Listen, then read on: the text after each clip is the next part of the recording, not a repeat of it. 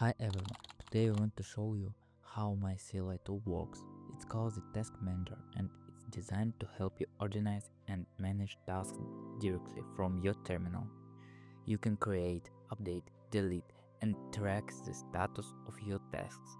Everything is stored in a JSON file, so it's lightweight and easy to use. Let's begin.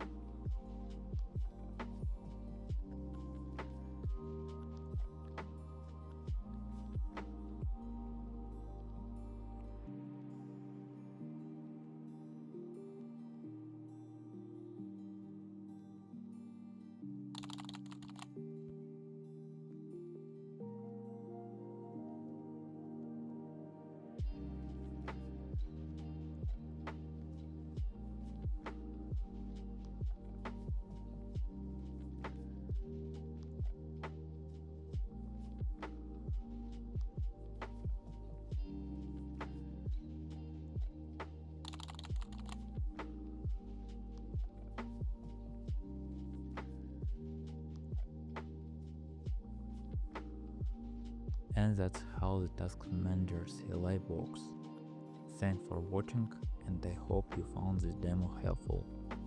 Bye.